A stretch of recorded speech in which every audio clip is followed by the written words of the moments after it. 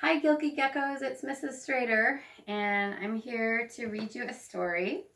I picked a really silly story called King Wacky. King Wacky by Dick Gackenbach. And if I had the last name Gackenbach, I'd probably write some pretty silly stories too. Okay.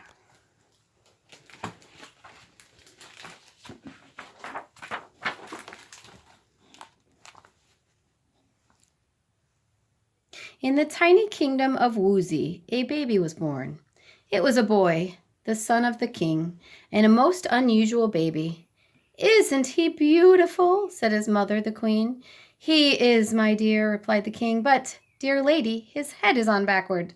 "So it is, dear sir," said the queen, "but no matter, we will love our son all the more for that." The good people who lived in Woozy thought the same. "He is our prince," they said, "and we will love him too, no matter which way his head is on." When Prince Wacky, as the boy was finally named, was old enough to walk, he walked backwards.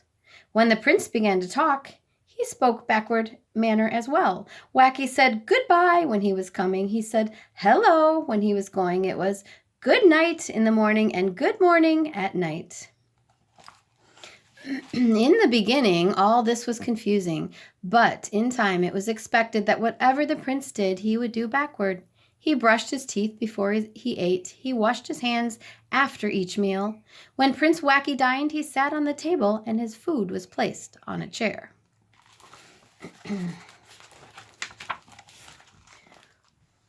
Over the years, as Prince Wacky grew to be a man, the people of Woozy became truly fond of their backward prince. "He is kind," they said of him. "Our dear prince has a good heart and he's always fair." So when the day came that Prince Wacky replaced the old king, the people cheered from the bottom of their hearts. "Long live King Wacky," they shouted, and then, just to please their new king, the people cheered him backwards. "Wacky King, live long," they cried happily. Young King Wacky's backward ways made him the most popular king the land of Woozy ever had. "From now on," King Wacky ordered, "the king will pay taxes to the people." This law made everybody in Woozy very rich. "Let all the clocks run backward," King Wacky decreed. Because of this law, no one ever complained of being late again. "Serve the dessert first," King Wacky commanded all the cooks in the land, "and bring the Brussels sprouts last." From then on, everyone who lived in Woozy always had room in his belly for a good piece of pie. With Wacky as king, everyone agreed it was a joy to live in the land of Woozy.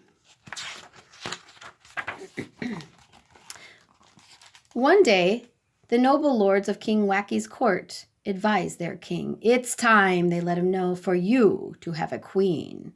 "Ah," King Wacky nodded, "that is a bad idea." The king's reply pleased the noble lords. They knew their king well. When King Wacky said out, he meant in. Up meant down, and down meant up. Good meant bad, and bad meant good. Therefore, the lords knew that King Wacky was willing to seek a queen.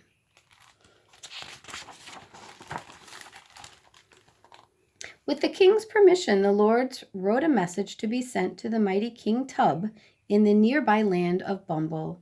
"In the name of our gracious King Wacky," the message said, "we request the hand of your daughter, Princess Honey, in marriage." "Perhaps," one lord suggested, "we should add a word or two about King Wacky's unusual ways." "No, no," insisted the other lords, "that would never do." And so the letter was sealed with the royal seal. "You will wait for an answer," the lords told the messenger.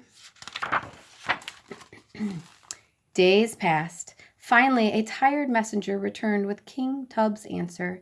"A splendid idea," King Tub had replied. "A marriage would unite Bumble and Woozy. My daughter will arrive to meet your king in 7 days." "Wonderful news," said the noble lords, "but only 7 days to make ready?" Plans began immediately for the arrival of the future queen. Bakers baked all sorts and sizes of wedding cakes.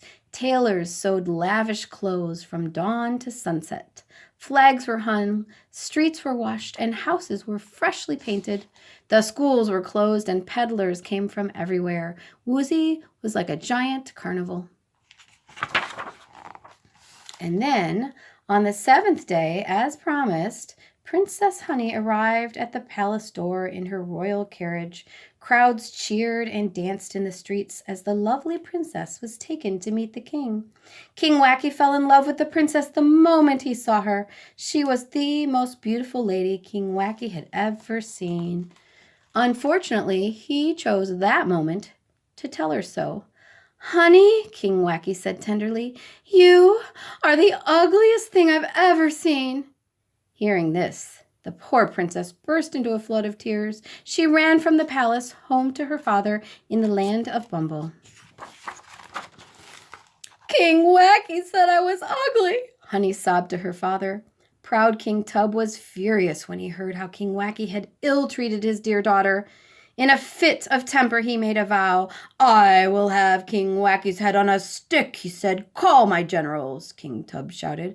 "March the army to the gates of Woozy," he commanded. "Declare war. Show mercy to no one." News of King Tub's marching army traveled fast. Rumors of the coming war spread throughout the land of Woozy. "It will be a terrible war," everyone agreed. "King Tub's army is a mighty force." The women and children wept. They wondered what would become of them.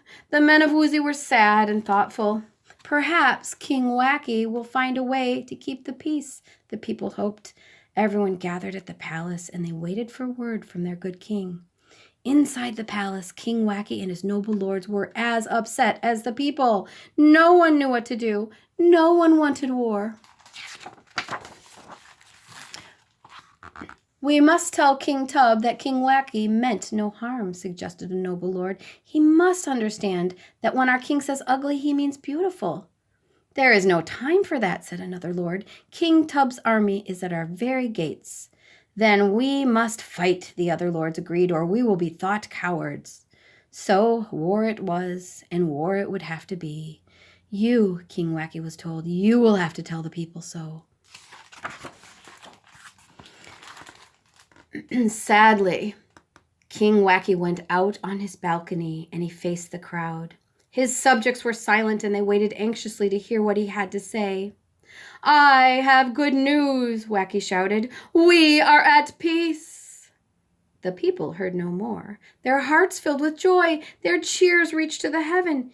In their great desire for peace, the people had forgotten their king's backward ways. They had forgotten that good meant bad and peace meant war. Had they remembered, they would have hurried home for their weapons and they would have prepared for a cruel war.